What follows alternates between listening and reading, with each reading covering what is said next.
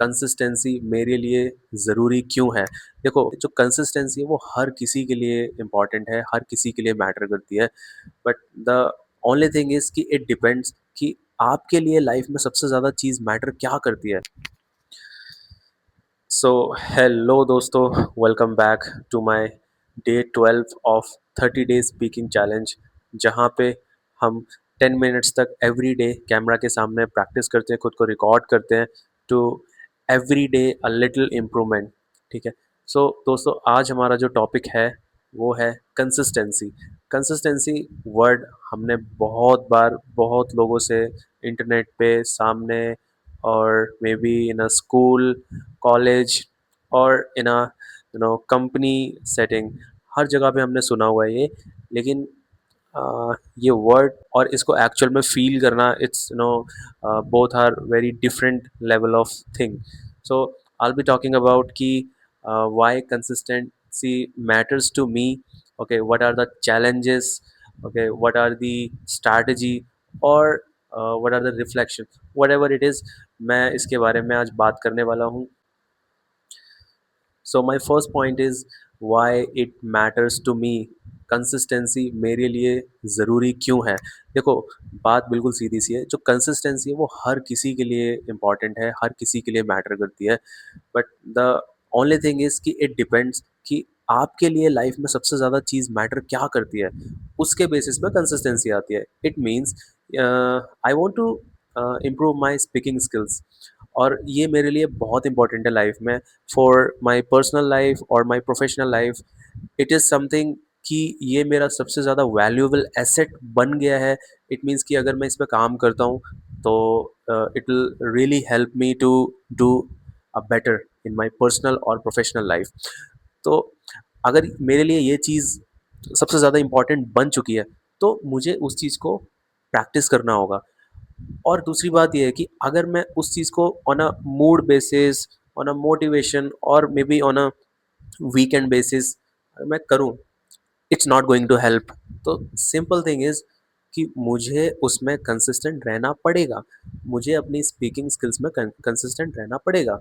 और अगर मैं कंसिस्टेंट हूँ तभी जो है मैं इसके अंदर इम्प्रूव कर सकता हूँ। And apart from that there are some other things also, like going to the gym और eating or taking diet kind of habits.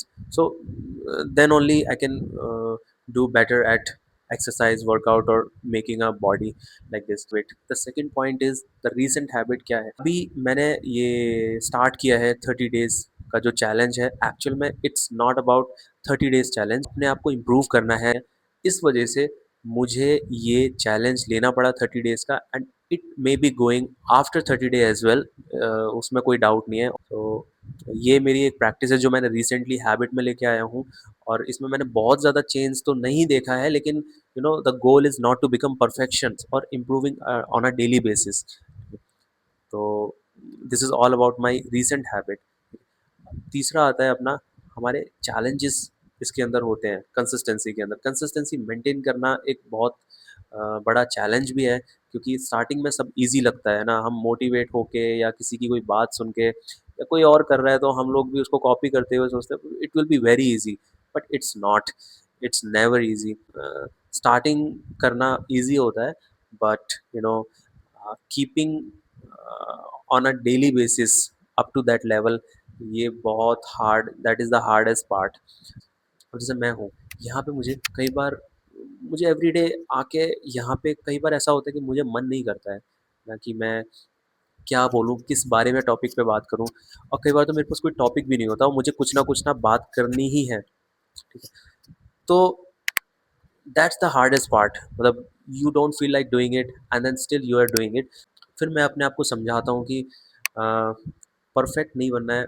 I just need to come every day and show up, make a little recording, try to analyse, और even not 10 minutes, कुछ ही time के लिए मैं at least record करूँ।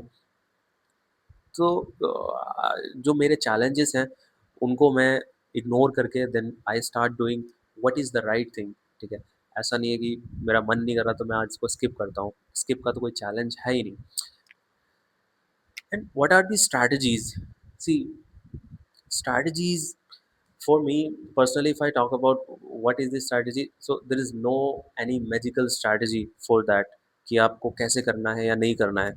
Simple thing is, I tell myself I have the goal and I have to achieve it, and I have to break it into smaller part. Okay, what I need to do right now, what I can do it right now, which will contribute to the tomorrow's part. अगर मैंने कल को English speaking करना है तो today I need to learn A B C Ds. So that is the thing, I need to break it into the smaller easy task, और उसके बाद मुझे जस्ट उसके ऊपर एक्शन लेना है और उनके ऊपर बस काम करना है. बिकॉज कुछ कुछ चीज़ें हैं लाइफ में जिसमें मैंने कंसिस्टेंसी रखने के बाद एक रिजल्ट देखा है. So I can not ignore the fact कि कंसिस्टेंसी से आपका मसल ट्रेन होता है, whether it is body muscle और इट्स द माइंड मसल. अब मैं फॉर एग्जांपल इंग्लिश की मैं बात करूँ, तो इंग्लिश मुझे थोड़ी बहुत आती है, मतलब सर्वाइवल इंग्लिश आते हैं. I can speak. If I can go to some other countries, I can survive very easily. I can understand them and I can express my thoughts. As much as I can express myself in Hindi, I think 80% or the 85% I can similarly express in myself into the English language as well. I have no challenges. So that's kind of evidence कि जो मैंने ये practice की है, and I have done a lot of practice for English. I'm not saying I'm very good, but yeah, I have done it.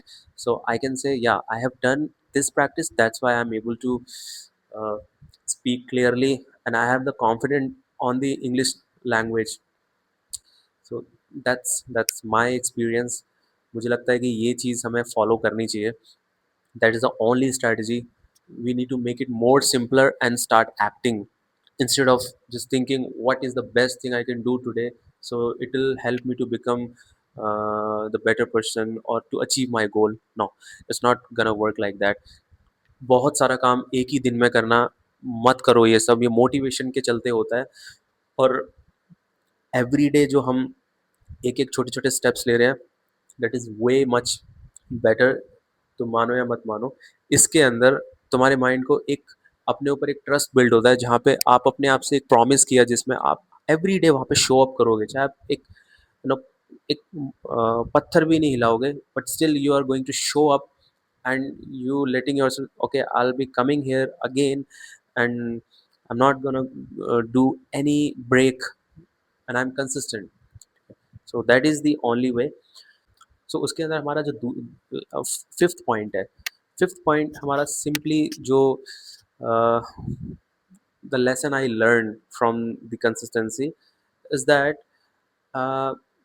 जैसे मैंने शुरू में बोला कि कंसिस्टेंसी एक वर्ड को सुनना समझना एंड उसको फील करना दो बहुत ही डिफरेंट चीज़ें हैं.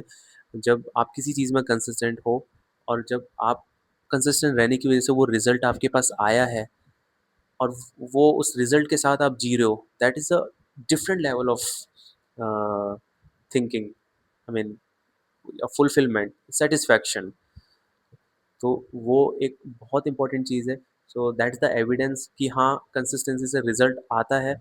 और the today's lesson is, yes, if I want to work on my speaking skills, I have to come and I have to just record and start practicing every day. Even if I skip a day, next day I need to come back with the same energy, and this is very important. Okay? So that is the learning, and just start doing it, whatever the things. And my last point is, what is the takeaway from this discussion?